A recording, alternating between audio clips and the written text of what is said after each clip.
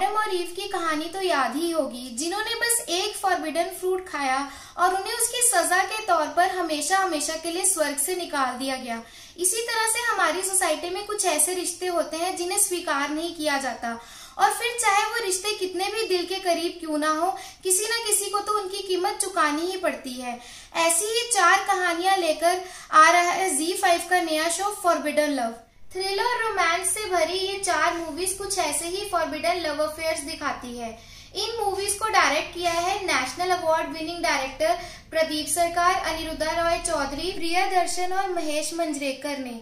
इनमें से 2 कहानियां ऑलरेडी ZEE5 पर रिलीज हो चुकी हैं, जिनमें से पहली मूवी का नाम है अरेंज मैरिज। ये कहानी है बंगाल में रह रही एक लड़की किया की, जिसकी शादी नील से हो जाती है, लेकिन वो इस बात से अनजान है कि नील गे है और उसका अफेयर किया के ही भाई देव के साथ चल रहा है।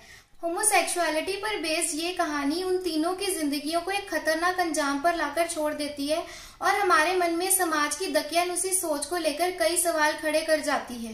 पत्रलेखा, अली फजल और ओमकार कपूर तीनों ने ही अपने किरदारों की कश्मकश को पूरी तरह से स्क्रीन पर उतार दिया कि हम उन तीनों की ही फीलिंग्स को महसूस करने लगते हैं। प्रदीप सरकार की ये मूवी बहुत ही इंटरेस्टिंग और थ्रिलिंग तरीके से होमोसेक्सुअल्स के स्ट्रगल को दिखाती है। जाहिर सी बात है, कंसेप्ट इतना बोल्ड है तो कुछ एडल्ट सीन भी मूवी का हिस्सा बनते हैं। दूसरी कहानी है अनामिका की, जिसे प्रियदर्शन ने डायरेक्ट किया है। अनामिका यानी कि पूजा कुमार एक बेकरी में काम करती हैं और अपने पति यानी कि हर्ष छाया से अटेंशन ना मिलने के कारण काफी परेशान है। उनकी लाइफ में कुछ ऐसी घटनाएं घटती हैं जिन्हें अपनी से छोटी उम्र के लड़के के सामने ला खड़ा कर देती हैं। आदित्य सील यानी कि ईशान एक बहुत ही सिंपल और केयरिंग लड़का है और अपनी इन्हीं बातों से वो अनामिका का दिल जीत लेता है और दोनों में एक रिलेशनशिप स्टार्ट हो जाता है। वो दोनों अपने इस रिलेशनशिप से काफी खुश होते हैं, लेकिन क्या जो दिखता है वही सच है या इसके पीछे भी कोई राज है, और क्या अनामिका के पति को उसका सच पता चल जाएगा? ये सब देखने के लिए आपको मूवी देखनी होगी।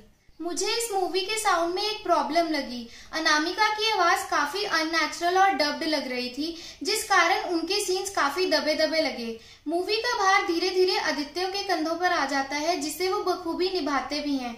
मुझे लगता है कि ऑडियंस को उनकी परफॉर्मेंस काफी पसंद आएगी। दोनों ही कहानियां 40 मिनट की हैं, यानी कि 1.5 घंटे से भी कम में आप बहुत ही इंटरेस्टिंग और थ्रिलिंग कहानियों का मजा उठा सकते हैं। दोनों कहानियों की बेस्ट पार्ट उसका शॉकिंग और अनप्रेडिक्टेबल एंड है। भले ही ये सीरीज आपको लस्ट स्टोरीज की याद दिलाए, लेकिन अपनी कहानियों से एक अलग पहचान बना लेती है।